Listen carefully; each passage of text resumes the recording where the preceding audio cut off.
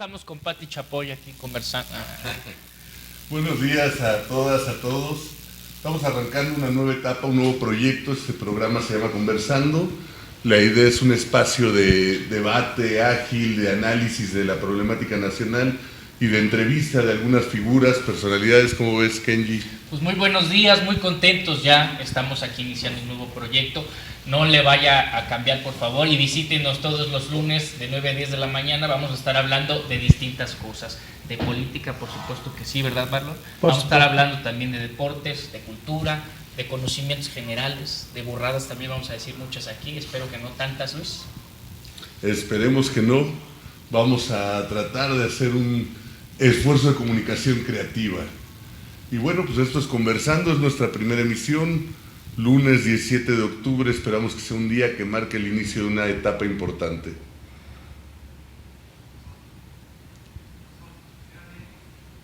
Vamos a presentar a nuestros invitados. El día de hoy tenemos el gusto de que nos acompañe Umaya Hernández. ¿La presentas, por favor, Kenji? Umaya, pues es una vieja amiga conocida, actualmente está en un nuevo proyecto que se llama Por Amor a México. Umaya, qué bueno que estés con nosotros acompañándonos el día de hoy. Muchísimas gracias por la invitación, muy buenos días.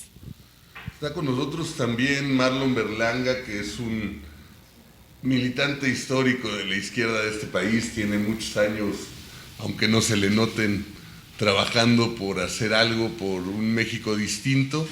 Y un hombre crítico que debate los temas con apasionamiento, ¿no? Buenos días, muchas gracias, Kenji, Frankie, felicidades. Y tenemos también a Ariel García, productor musical, amigo, gente metida en el mundo del arte, la cultura y de la filantropía a través de una fundación.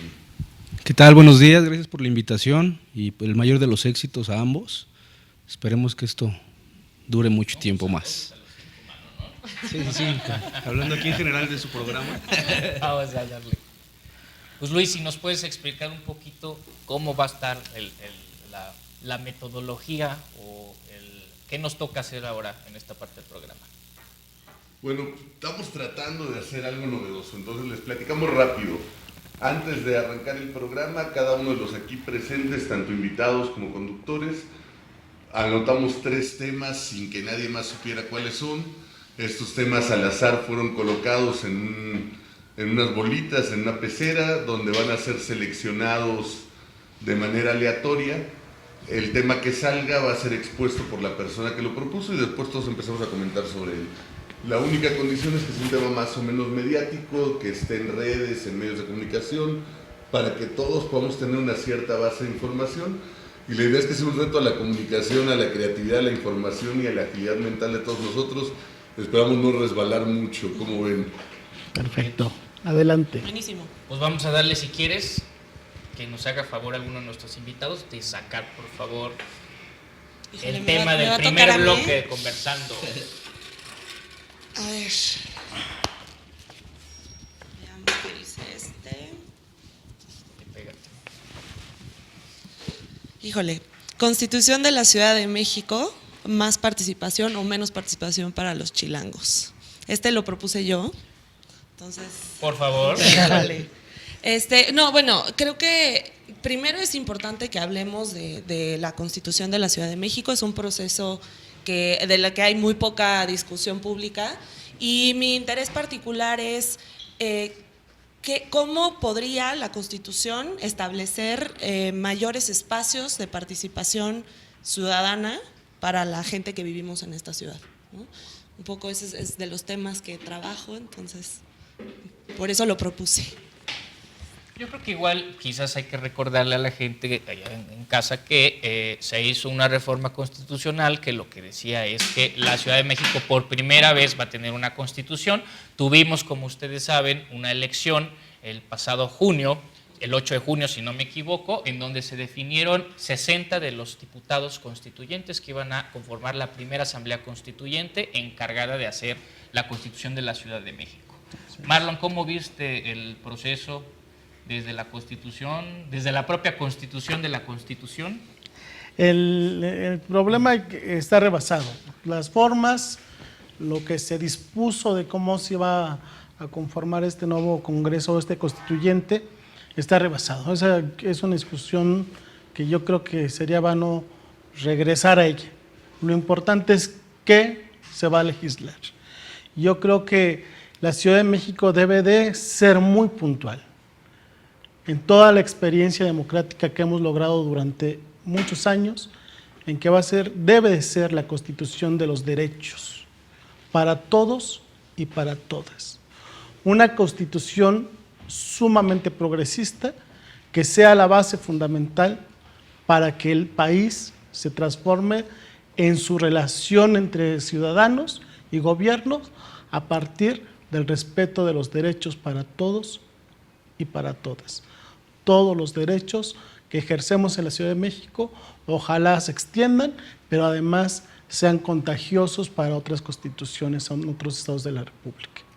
¿Tú cómo lo estás viendo, Ariel? Platícanos. Bueno, yo en lo personal, obviamente soy la persona alejada del tema político en este programa ahorita, pero yo creo que puede funcionar siempre y cuando se trabaje como lo menciona, ¿no? O sea, siempre que se haga bien y de manera directa y concisa hacia lo que quieren hacer, porque por ejemplo, en el caso personal, yo como ciudadano, lo que veo ahorita en las elecciones que hubo precisamente, que ya eran consejos vecinales únicamente y ya se estaban matando ahí en la calle los vecinos por estar ahí, o sea, por querer ser parte de y por querer representarnos, pero ya de repente se empezaron a viralizar algunos videos en donde entre ellos ya se estaban buscando con el celular en las cantinas, porque, mira, este está tomando, este es prepotente.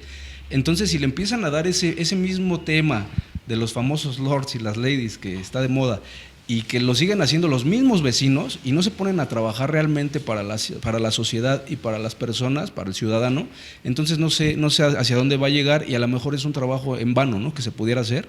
Yo lo veo así porque también hay la gente no quiere votar, no quiere acudir a las casillas, ustedes lo deben saber más que yo, y si siguen con este tema y con que es que yo voy con el líder del mercado porque es mi amigo y de repente el líder del mercado cae en prepotencia y te voy a quitar el puesto porque no me caes bien, y le dan la autoridad las personas que están en las delegaciones o en este caso que serían las alcaldías, entonces en ese momento ya se volvió a perder el sentido de las cosas y yo no le veo algo favorable en cuestión ciudadana, ¿no? Luis Antonio, tú que estás en las cantinas, ¿no es cierto?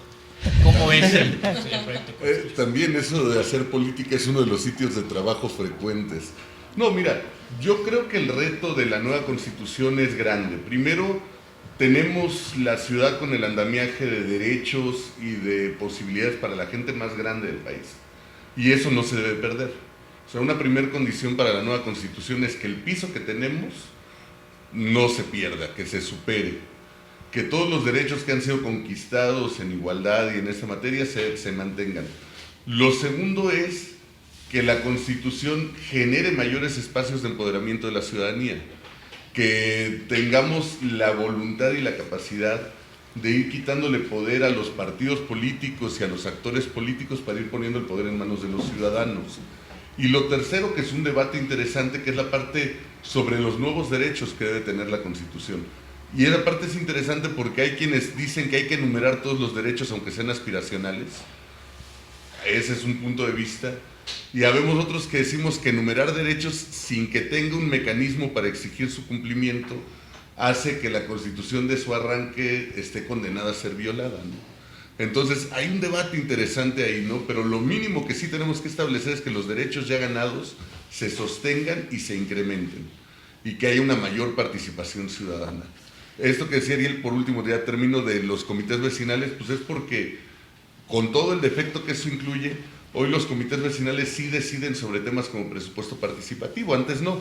Entonces antes eran figuras decorativas. En la medida en que estos espacios de participación ciudadana se empoderan, pues van siendo más atractivos y más disputados, ¿no? Sí, yo creo que le diste el clavo en la discusión que además ha existido desde hace ya algunas semanas, que tiene que ver con si el proyecto de Constitución realmente tiene derechos que sean exigibles y justiciables, o si, yo me acordaba, escuchaba a Gabriel Cuadri la sesión pasada que decía prácticamente que esto era como el holocausto zombie, ¿no? Que la Constitución iba a paralizar las finanzas y que no se iban a poder exigir los derechos. Yo tengo mi propia posición al respecto, pero me gustaría escuchar a Omaya, que además ya sé por qué le gustó el tema.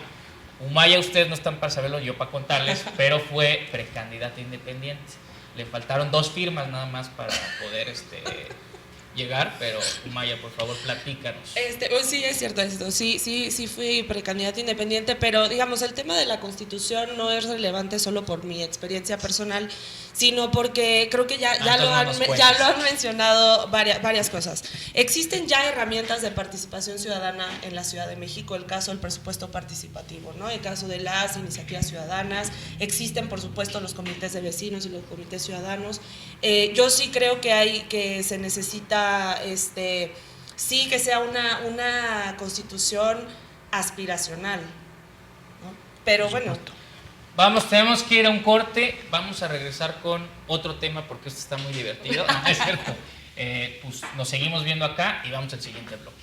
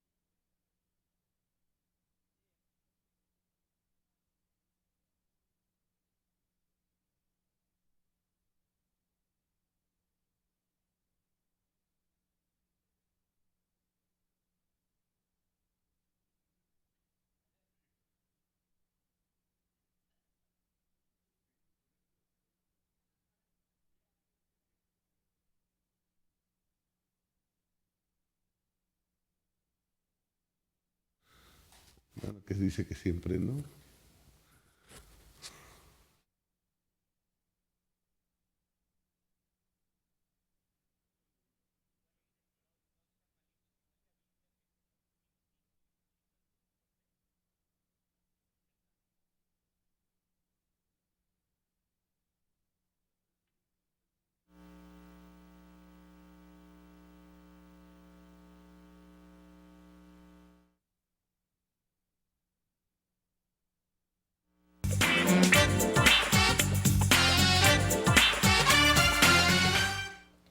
Pues ya estamos de vuelta en Conversando.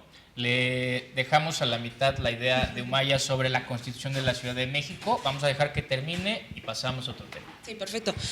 Justo yo planteaba el tema porque es súper importante que esté en la discusión pública el hecho de que la Constitución debe incluir mecanismos de participación directa de la ciudadanía, ya lo decía Frankie, ¿no? Es una cuestión de empoderamiento ciudadano, y Ariel también lo mencionaba, así como los ciudadanos estamos ya en un proceso de hartazgo absoluto, que yo considero que una de las herramientas para poder resolver esta problemática es justo que haya espacios claros, no solo de participación, en la que yo como ciudadano puedo tener una opinión y que sea escuchada, sino que más eso se traduzca en incidencia y en cambios concretos, ¿no? En temas que a la ciudadanía nos interesan. Creo que eso tiene que ser algo que estoy consciente está en el proyecto de Constitución, pero que tendría que estarse discutiendo para que esos mecanismos justo puedan ser exigibles y que en la práctica no se queden nomás en letra muerta como suele suceder, ¿no? Bueno, pues interesantísimo el tema, pero para tratar de dar cabida también a otras propuestas, vamos a seguir sacando huevitos de la pecera y le toca a Arielito para... Pensé que ibas a hacer la mano santa. No vaya a ser que sale otro tema igual. Híjole, ahora... Claro, traía un manual en la parte de... Lo podía romper y me lo vas a cobrar. 30 años de la huelga de CEU. Sí, es una Ese es propuesta el mía. árbol. ¿De quién será esa? Es una propuesta mía porque Efectivamente, este año cumplimos 30 años de un movimiento estudiantil que marcó la transformación de México. Entre la explosión de San Juanico, el temblor del 85 y el movimiento estudiantil, dan pie a todo un movimiento social que se replica más allá de la Ciudad de México, pero que se concentra fundamentalmente en una forma de hartazgo de los capitalinos, de los ciudadanos de la capital, en contra del sistema político emanado del PRI. De ese movimiento estudiantil en el cual la discusión, más allá de los puntos particulares de qué educación queríamos los universitarios, era en contra del autoritarismo. Lo que hizo Jorge Carpizo, además de un análisis sobre la realidad universitaria y propuestas más neoliberales hacia el tipo de educación que se necesitaba en México, lo que hizo fue decir, así se hacen las cosas, que así las vamos a imponer. Por supuesto, chocó contra los universitarios, el espacio más inteligente de la ciudad, el espacio donde el análisis crítico y el activismo político daba para mucho. Yo dejo esto como pie para que analicemos no solamente el hecho, sino su trascendencia. Su trascendencia, después vino el 88, ganamos la Ciudad de México como izquierda, ganó Cuauhtémoc Cárdenas la Ciudad de México y se transformó la Ciudad de México, ¿no? Esto replicó en todo el país. Sí, por supuesto. El movimiento del CEU de 86-87 tiene una trascendencia histórica muy importante, rebasa la dinámica simplemente del movimiento estudiantil, ¿no?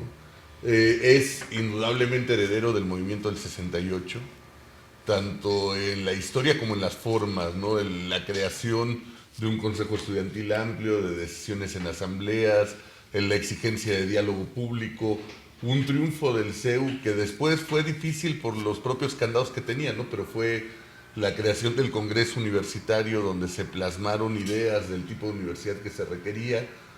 Es un fenómeno que impacta, ¿no? Y que sin duda tiene mucho que ver con lo que había antes y con lo que hubo después, ¿no?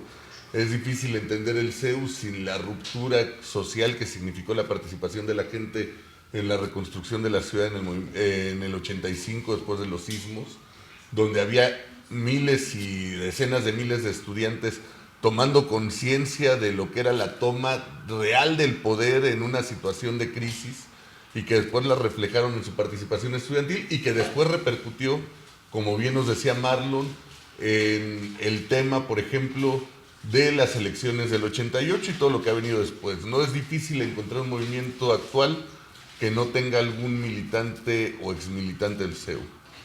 Yo me gustaría plantearlo antes de que pasáramos con nuestros otros invitados, que es el ala joven, además de esta mesa, plantearlo quizás en coordenadas más actuales, ¿no? En términos de qué ha significado después de tantos años y de estas luchas, qué significa hoy todavía los movimientos estudiantiles, qué significan los jóvenes incluso en la arena pública, teniendo como referencia quizás movimientos que de alguna manera son distintos, pero son iguales al tener a jóvenes que siguen entrando y que siguen tratando de modificar las reglas del tablero, ¿no? Creo yo que algunos de los movimientos recientes, contemporáneos, más importantes han sido llevados por jóvenes. El caso del 132, por ejemplo, en el pasado proceso electoral, que quizás no alcanzó, o sí alcanzó, no lo sé, a mover de alguna manera la agenda y a introducir algunas de las exigencias que tenían, como el tema de la democratización de los medios de comunicación. Umaya. Sí, de acuerdo. Yo creo que a mí me gustaría regresar tal vez un paso más atrás, ¿no? Creo que la diferencia, por ejemplo, entre un movimiento como el 132 y los que, como el movimiento estudiantil y de jóvenes, comparado con los anteriores, es que sí se trataba de discutir, de disputar el autoritarismo, es decir, no queremos más autoritarismo, en este caso en el uso de los medios de comunicación, pero yo sí creo que se perdió una visión de largo plazo que los movimientos anteriores sí tuvieron, ¿no?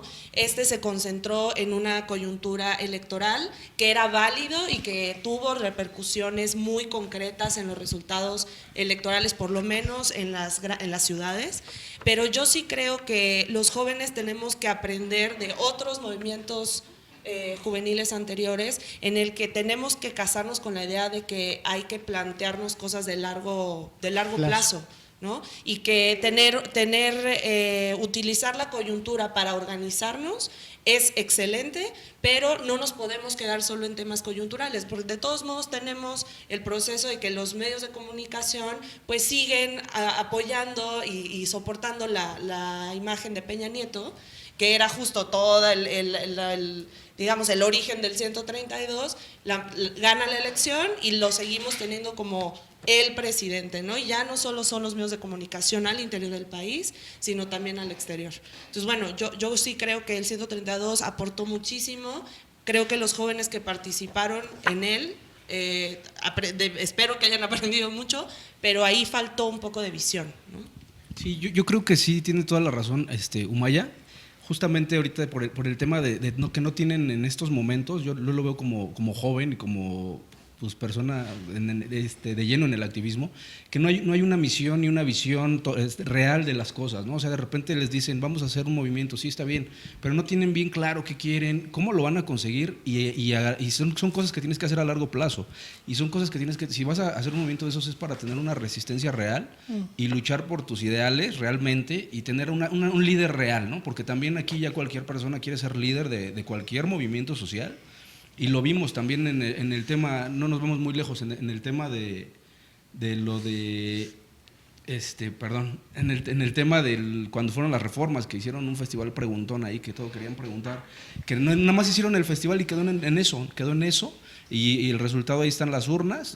Todos esos que fueron a hacer sus meetings y sus manifestaciones no se vio reflejado en las urnas, ¿no? Entonces no tenían una visión real de qué es lo que querían, lo hicieron en ese momento nada más para politizarlo, para calmar las aguas y ya así, ya fui, yo ya soy parte de, y vemos muchas personas que apoyan, pero en las redes, ¿no? En las redes no sirve nada. Si quieren hacer un movimiento real, yo creo que lo tienen que hacer bien, poniendo una visión, una misión y hacerlo a largo plazo, obviamente apoyando todo lo que hicieron desde el 68 y cómo ha crecido, ¿no? Pero en este momento ya la gente no participa, o sea, los estudiantes no participan. Marlon, en 30 segundos, ¿ha cambiado algo de la mística esta que existía? Sí, ha cambiado mucho. Fundamentalmente los jóvenes nos volvimos parte del poder. Nos volvimos parte de lo que criticábamos, nos volvimos parte de un sistema en el cual no estábamos de acuerdo. ¿Qué le ha hecho falta a estos jóvenes de ahora? Leer, actuar con más inteligencia, más que con visceralidad, movimientos que parecen que van más a romper que a construir. Sí. La inteligencia como punto fundamental para cualquier movimiento. Pues ahí les hablan millennials. Nos vamos a corte y seguimos aquí en Conversando.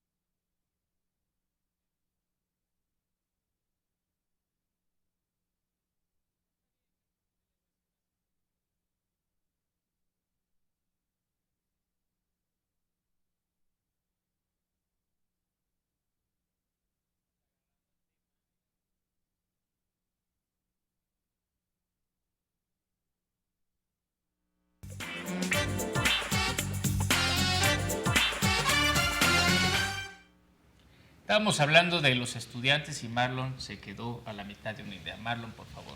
Sí, yo más que ejercer una idea, yo haría una invitación. Los jóvenes tienen que pensar en reconstruirse constantemente, revolucionar. La palabra revolución tiene que ver con transformar su realidad, no destruirla.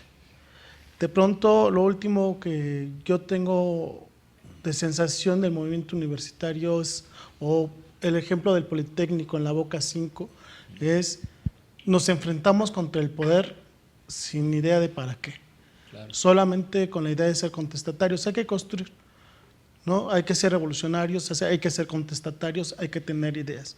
Algo fundamental que nos heredaron los 68eros fueron ideas, ¿no? El CEU yo creo que es una de esas últimas etapas donde todavía había un proceso ideológico, se discutieron reformas universitarias, se discutió el modelo de educación que necesitaba el país, se discutió de tú a tú entre autoridades y estudiantes en debates sumamente interesantes. Y también se proyectó un proyecto de país, un tipo de país en el cual todos hemos sido partícipes y creo que sí, fundamentalmente aportamos mucho a la democracia en México.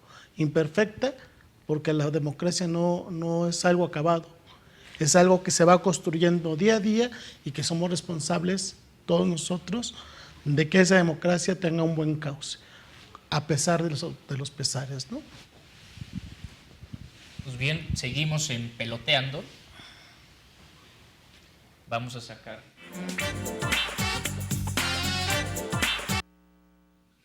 Bueno, estamos aquí, seguimos peloteando, va otro tema. Le toca a nuestro invitado Marlon ser la mano que mece la cuna. Que mece los pelotitas del... Sí, creo que es otro mío. No. Feria Internacional del Libro del Zócalo, Cultura para Todos y Todas. Ah, ese también es mío. Venga. Bueno, uno, hay que celebrar, digamos, que llevamos 16 años con la Feria Internacional del Libro del Zócalo, que es una de las más importantes que hay en el continente. Todavía no le gana la FIL de Guadalajara, pero ahí va. Y a mí el tema que quiero traer a colación a partir de la existencia de la Feria Internacional del Libro es cómo le hacemos para que en este país la cultura sea algo no solo accesible para todos y para todas, sino que además sea lo que siempre ha sido, ¿no? Una herramienta de transformación y de educación y de desarrollo para la ciudadanía, ¿no? Yo creo que en la ciudad ha habido un desarrollo bastante interesante de los programas culturales apoyados mucho por el gobierno de la ciudad, pero hay muchísimo por hacer. Seguro Ariel tendrá mucho que compartirnos del tema, pero yo en las actividades que he desarrollado en distintos colectivos sí nos hemos apoyado mucho, especialmente en las artes visuales y en las artes teatrales, como herramienta de comunicación y de educación, ¿no? Entonces, ese es el tema que yo quisiera plantear. ¿Cómo ves, Ariel? Platícanos. Bueno, yo creo que sí hay un interés como tal, como lo mencionas, pero sí falta un poquito más hacerlo un poco atractivo precisamente con esos temas, ¿no? Ponerles en alguna exposición que me tocó ver en alguna de las delegaciones en donde hacían puestas en escena, y había mucha gente, y llevaban niños de los colegios de los alrededores, llevaban a los niños para que los vieran, en donde les mandan el mensaje, ¿no? El mensaje directo de leer y más sobre todo ahorita por el tema de las redes sociales, en donde ya todos lo que leen son puras babosadas y puros memes. Eso no funciona, ¿no? Entonces es invitarlos, y desgraciadamente lo que sí creo que hay que llevarles es un atractivo real. Quitar a las personas, hay muchas personas que tienen sujeto esa feria, por ejemplo, y no te dejan, ¿no? O sea, tú te acercas y les ofreces algo y no te dejan, ni siquiera te leen las carpetas, ¿no? Entonces eso también, ¿qué sucede? Que cada año es lo mismo y lo mismo y lo mismo. Entonces ya para la gente no le es atractivo. Entonces hay una frase que tiene una amiga que dice, es que hay que llevarles nosotros el tema a su casa para que ellos vayan a verlo, ¿no? Entonces, si les pones algo atractivo para niños, para jóvenes, para adultos, la gente se va a acercar y se puede comenzar a leer nuevamente, ¿no? Porque si realmente ahorita está muy, muy escaso la lectura a nivel nacional, ¿no? Estuve en Durango, y en Durango no hay librerías, estuve en Gómez Palacio, Durango, y en Durango, en Gómez Palacio, así como tal, no hay una sola librería, no hay una sola librería. te tenías que ir a Torreón para consumir algún libro. Pues sí, Ariel, creo que incluso por ahí algunos indicadores nos hablaban de que en México se leía más o menos la mitad de un libro al año, ¿no? Sí. Comparado con otros países como Francia, que si no me equivoco estaba entre los primeros países con personas más lectoras que llegaban a leer entre 30 y 40 libros al año. Finlandia está en 47, es el primer lugar. 40, es que ahí son más delgaditos los libros, que hacen, pues leen más. Pero efectivamente creo que el modelo de educación finlandés tiene muchas cosas que habría que recuperar. Algo que decía Marlon, que me hacía ruido, sobre todo precisamente por la coyuntura que vive actualmente la educación en el tema de la coordinadora, ¿no? La resistencia de algunos profesores a las pruebas estas que podríamos llamar algunas punitivas, ¿no? Que no necesariamente mejoran la calidad educativa, sino nada más exhiben lo que todo el sistema ha generado el paso de los años, ¿no? Habría que pensar justamente en cómo desarrollar una política integral para generar niños lectores, ¿no?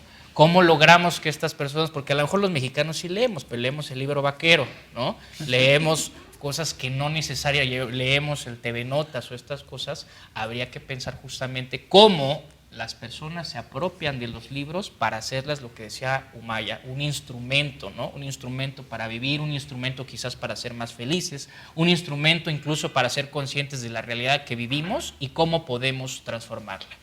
¿Cómo ves, Marlon? El tema de los libros es fascinante. El simple hecho de tocar un libro, de sentir su textura, de olerlo, y abrirlo y ver una buena tipografía en un papel que te permita leerlo es sumamente atractivo. Ese es un problema de las editoriales en México. Hacen libros horrendos. No dan gusto leer un libro. No, hay temas que son sumamente interesantes, pero tú abres el libro y ya no te dan ganas de leerlo. Una de las cosas que han hecho las redes sociales, y yo ahí rescataría un poco en contrapunto a lo que tú planteas, es que sí nos puede permitir las redes sociales ser lectores y encontrar ideas que nos atraigan para buscar leer un poco más. Es fácil para la gente ver un meme y ya eso es suficiente, o ver una fotografía, eso es suficiente. Pero si nosotros aplicamos un poco más de palabras en nuestras opiniones, en redes sociales la gente se puede ir enganchando mucho más. Y si tienes un bagaje cultural que te permita también engancharlos, mencionándoles, por ejemplo, ¿no?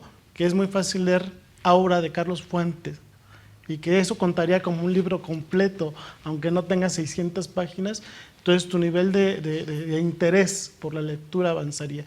Esa tarea no está en la reforma educativa de Peña Nieto, y yo creo que es la parte fundamental, hacer un México de lectores a partir del gusto por la lectura, no del sufrimiento de la lectura. Sí, aquí, perdón, aquí lo del Facebook, por ejemplo, sí tienes razón. O sea, si le damos un buen uso al Facebook y empezamos a hacer algún tipo de activismo nosotros para que la gente lea, tal vez puede funcionar. Desgraciadamente en el Facebook yo me refería a que de repente escriben con Ks, con Zetas, y que si te amo, bueno, y cosas así. Entonces, obviamente, ahí en lo personal, alguna vez corregí a alguien y se me vino un ejército encima que no me meta, que porque es una red social. Perdió 200 amigos en Facebook. Facebook. Y me bloquearon familiares porque aparte me decían, es que no, o sea, no te metas, te si quieres ven y darle clases y yo así de, oye, pues es que es tu responsabilidad. Entonces desde ahí yo dije, no, pues mejor nos hacemos. Pues aquí ya logramos que Marlon y Ariel se agreguen al Facebook. Ya tengo un nuevo amigo. Pero mira, retomando un poco, a ver, yo creo que la cultura es necesario promoverla de todos los ámbitos. Todos. Es una herramienta indispensable para que la gente salga adelante. Pero uno de los problemas de nuestro país es que la cultura es elitista. O sea, por ejemplo, si tú hablas de teatro, hay magníficas puestas en escena a las que es impensable ir, ¿no? O sea, hay teatro alternativo, sí existe, pero las puestas en escena más fuertes cuestan muchísimo para un país donde tienes un salario mínimo abajo de los 80 pesos por día. Los libros igual. O sea, ¿cuánto cuesta hoy un libro? Entonces tenemos una cultura elitizada y necesitamos nosotros popularizarla. Necesitamos lograr que la cultura sea popular y desarrollar mecanismos para que la gente sienta que esa cultura también le es útil. Pues este bloque cultural se nos ha acabado. Vamos a un corte. Vamos. Seguimos conversando.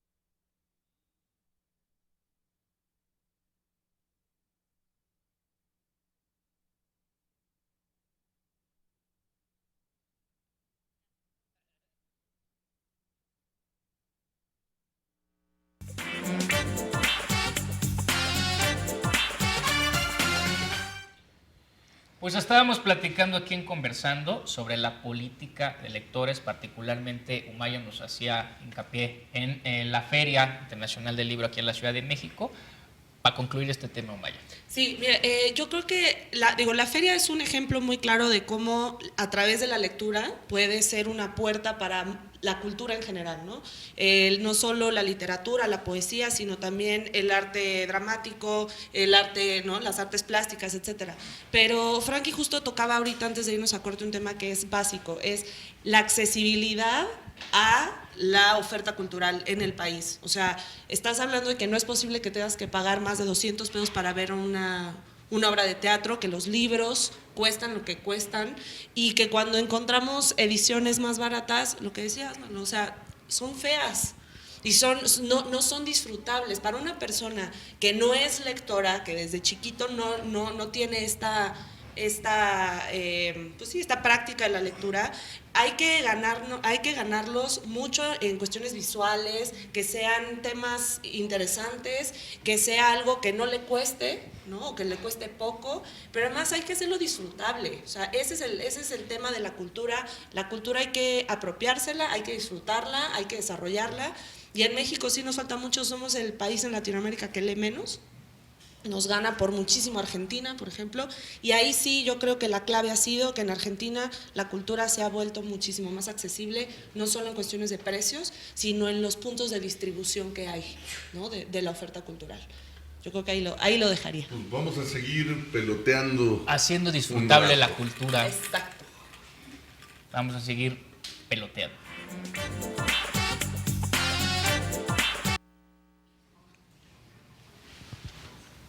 Bueno, pues que la última pelotita la saque Humaya, por favor. ¿Otra vez? Humaya ya sacó dos, de Sí, parte. ya saqué dos. ¿Sí? Entonces, No. Pero está bien, Ariel te la cedió. Adelante. Digo, a ver si ya sale uno de mis temas, ¿no? Por favor. igual y toca otro mío y mejor. La mano negra. Híjole. Sí salió otro mío. Qué Ya va. ven, muchachos. Ya ven, muchachos. Bolita por bolita, voto por voto. Voto por voto. Yo planteaba el tema de Trump y la violencia de género. No es un tema muy sexy, pero me parece que es súper importante. Creo que a todos tenemos muy en la vista cómo Donald Trump ha llevado su campaña electoral, que ya estamos a menos de un mes, casi dos semanas de la elección en Estados Unidos. Y hago hincapié en el tema de la violencia de género porque Trump ha sido, para el público estadounidense, un poco intocable porque era empresario, porque no estaba metido en cuestiones políticas, porque él se había mantenido, ¿no?, en su lado de a mí me gusta hacer dinero y entonces como celebrity pues yo puedo hacer y decir lo que quiera, ¿no? Pero ahora que es candidato del Partido Republicano a la presidencia y que ha ganado así impresionantemente en las primarias y ahora en la campaña, me parece que, independientemente de tocar temas de violencia de género en general en la cultura norteamericana, creo que es un tema que podemos transportar a México y decir cómo hacer celebridades, ¿no?, hacer de ciertas personalidades celebridades ha permitido que en los medios de comunicación se sigan perpetuando temas y estereotipos de género que son violentos, no solo hacia las mujeres, sino a los hombres, a la comunidad transexual, etcétera, etcétera, toda la LGBTI y demás. Me parece que es un tema que hay que tocar muy a fondo. En México casi no lo hacemos públicamente y tendríamos que estarlo haciendo y tendríamos que tener reacciones como las que ha tenido el pueblo en Estados Unidos de decir no estoy de acuerdo con que un candidato republicano o un candidato el que sea se exprese de esta forma y que él trate de minimizar el golpe diciendo, ay, bueno, pero estaba hablando con mis cuates, ¿no? No, bueno, es que era una conversación pública. No, bueno, es que plática de vestidor, ¿no? A ver, no. Hay que tocar este tipo de temas con mucha seriedad. Es un tema que en México ha ido escalando, sí ha ido, digamos, permeando un poco más en las discusiones, pero me parece que es muy importante. Tenemos el tema de los asesinatos de las mujeres trans, ¿no? Estas últimas 2 semanas aquí en la ciudad. Hablemos del tema, ¿no? Sí, claro. Mira, yo creo que Donald Trump es el ejemplo de una sociedad y de un modelo cultural que ha cosificado a la mujer, ¿no? O sea, es un modelo cultural que ve a la mujer como objeto, no como sujeto, y que la trata como objeto. Y el problema de lo que tú comentas es que la sociedad norteamericana es una sociedad con una doble moral muy, muy permeada, porque indignan los comentarios de Trump, pero culturalmente la mujer es vista como un objeto en ese modelo de cultura occidental que ha sido importado hacia todas las latitudes, incluidos nosotros, ¿no? Sí, yo ahí te preguntaría algo. Tú dijiste, Trump es el ejemplo de eso, pero nada más él. No, claro. Lo recordamos nada más la esposa, la otra contendiente, no la esposa, porque ese es yo en mi patriarcado, perdón. La candidata del Partido Demócrata, ¿no?, su esposo, expresidente de Estados Unidos, parece ser que utilizó su jerarquía, ¿no?, para tener relaciones sexuales, además mientras estaba casado con o sea, que eso digo es lo de menos, ¿no? Aquí lo importante es cómo se utiliza, ¿no?, el poder por parte de los hombres para tratar de hacer... Por eso te digo, o sea, es una sociedad, por eso decía, Trump es un ejemplo. El problema, lo que tenemos que entender es que para acabar con un modelo como el de Trump, lo que tenemos es que cambiar un modelo sociocultural. O sea, no es solamente Trump, con todo lo nefasto que es Trump, ni es disculpa hacia él, sino es cambiar un modelo sociocultural donde empezamos a entender a la mujer como sujeto y como sujeto activo de una realidad. Y que eso tenga que ver con la educación que nosotros tenemos, con la educación que impartimos, tanto en las aulas como en los hogares, con los contenidos culturales que consumimos.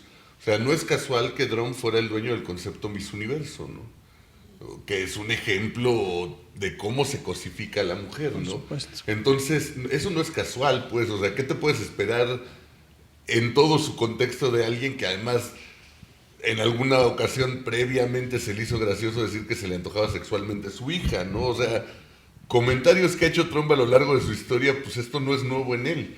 El problema es la sociedad que reproduce Y que esa es donde tenemos que combatir, más que combatir al personaje, combatir el modelo cultural, ¿no? ¿Cómo ves, Marlon? A mí me preocupa no solamente el tema sobre las mujeres, sino el tema en general sobre la política, el ejercicio y el hacer política, carente de ética, carente de una visión de justicia social, carente de equidad, carente de propuestas económicas de desarrollo igualitario. O sea, es una política ejercida desde el poder, desde una visión económica que no tiene nada que ver con la gente. Al final de cuentas, Trump, la misma Hillary, el mismo Peña Nieto y muchos de nuestros gobernantes, lo que ejercen, bueno, nuestros dirigentes partidarios en el país, lo que ejercen es poder. Mucho más allá de pensar en generar políticas de igualdad, de derechos, de conciliación entre los distintos, generamos políticas de odio, generamos políticas de discriminación, generamos políticas que abonan a la esclavitud laboral, a la esclavitud mental y sobre todo a la desigualdad entre los seres humanos. Esta parte que hace falta, no un partido humanista, sino un partido o un proyecto político económico que busque el desarrollo integral de la sociedad, mucho más allá del ejercicio del poder.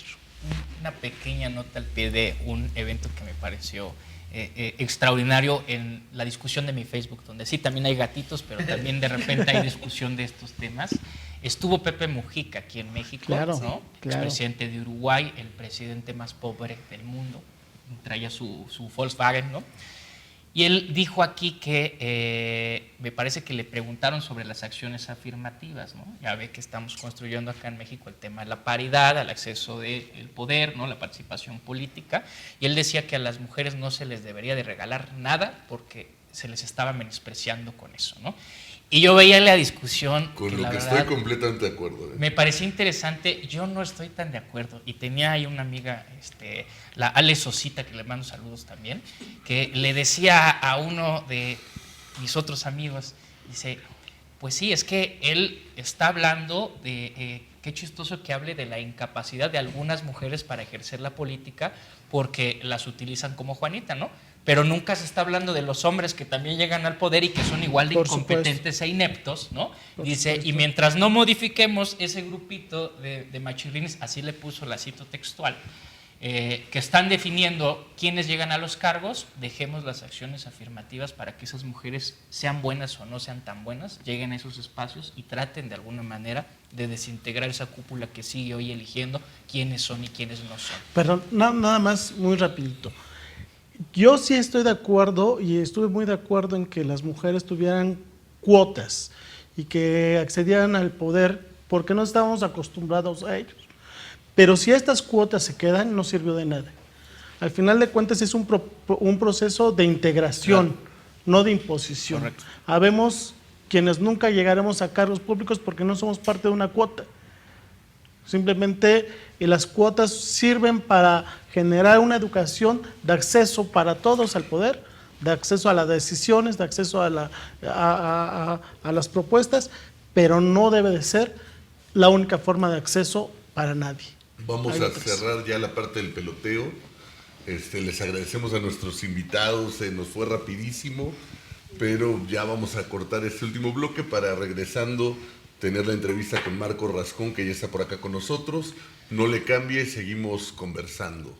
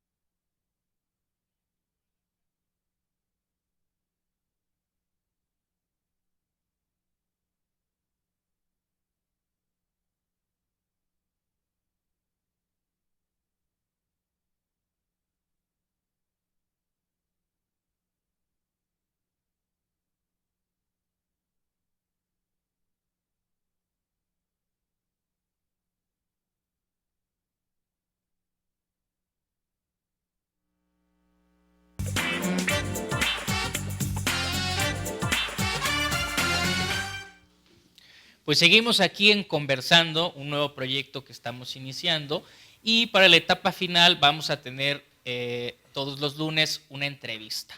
Vamos a hablar de cosas distintas, vamos a someter la inteligencia y vamos a tratar de poner el buscapiés a nuestros invitados que nos acompañan. En esta ocasión pues tenemos un gran invitado. Ojalá, Luis, pudieras presentarnos al invitado que hoy nos acompaña en la sección de la entrevista.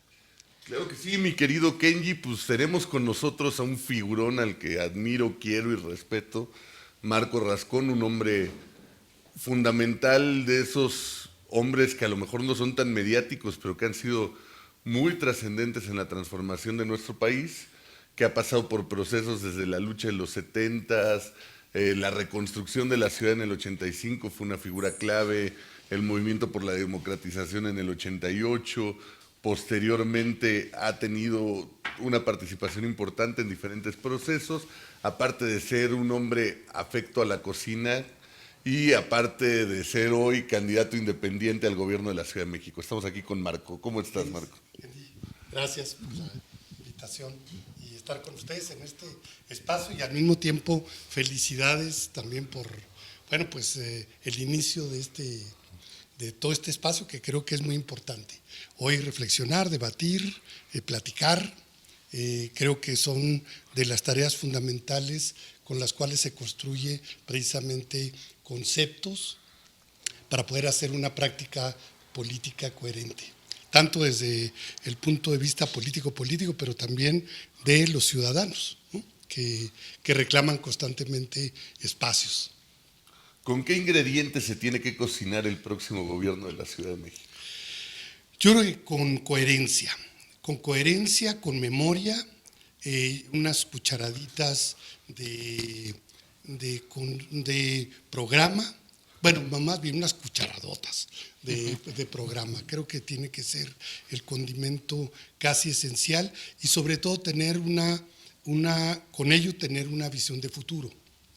A veces creo que tanto los gobiernos, pero también la visión misma de los ciudadanos, es estar pues reaccionando frente a decisiones o estar actuando pues entre ocurrencias, o tapando, abriendo un hoyo y tapando otro, donde da la apariencia de que no se sabe exactamente hacia dónde se va, y esto conflictúa mucho el ambiente o las relaciones gobierno, sociedad, y sobre todo las formas y las herramientas que se tienen precisamente para poder coincidir y para poder hacer cambios sustanciales en todos los terrenos. Te preguntaba, Luis, que qué ingrediente tú le pondrías. Yo te preguntaría, ¿con qué ingrediente hoy se está cocinando el gobierno de la Ciudad de México? Yo creo que hay un peligro, se ha estado subiendo mucho la temperatura y hay un riesgo de que se queme, por una razón, porque creo que se está la fuerza original, todo lo que fueron los movimientos democráticos que hicieron posible hacer un gobierno a partir de 1997, hoy esa fuerza, desde el punto de vista partidario que lo condujo, está partido, está dividido, y entonces por una parte podríamos pensar que se están agriando, se está descomponiendo la materia con la cual se horneó todo ese proceso, ¿no? Y eso yo creo que está llevando a fenómenos como la abstención. O sea, la gente, en lugar de tomar partido en esta lucha a ver quién es peor, entre PRD y Morena, por ejemplo, el asunto es de que más bien se está replegando. El gobierno del doctor Mancera tuvo un porcentaje el más alto, podríamos decir, cerca del 64%, y sin embargo hoy la abstención es del 73%. Si vemos entre los jóvenes que van a cumplir, que tienen hoy 16 años y que van a cumplir 18 en el 18, creo que ahí hay una tarea que hay que visualizar, porque al mismo tiempo es un sector, es una visión de los jóvenes, adolescentes ahorita, que van a pues prácticamente decidir la próxima elección, y por lo tanto este gobierno, para poderlos convocar a las urnas, tiene que tener una visión de futuro, un estado de ánimo que obviamente rebasa con mucho a las formas y las herramientas que teníamos pues hace muchos años, pero que hoy se tienen que renovar. Oye, Marco, y por ejemplo, hablamos de hace rato el tema de la cultura, que es un tema que dominas. Platícanos, por ejemplo, 3 libros básicos que tú le sugerirías a la audiencia y 3 autores musicales, cantantes, grupos, compositores que a Marco Rascón le gusta. La Biblia ya no, porque esa Ya, ya no, ya, sí, bueno, sí. Fíjate, yo soy un apasionado, por ejemplo, me gusta mucho Germán Arciniegas. Germán Arciniegas es un colombiano, es un pre-García Márquez de los años 50, hizo un libro muy importante, entre muchos otros, que son biográficos de Colón, de Américo y por qué se llama América, o sea, que creo que son muy interesantes. Y en esta tiene un libro que se llama La biografía del Caribe, donde tiene una visión distinta a la idea esta del encuentro entre el viejo mundo y el nuevo mundo, entre Europa y América, y más bien él pone las cosas donde es el encuentro entre el Mediterráneo y el Caribe.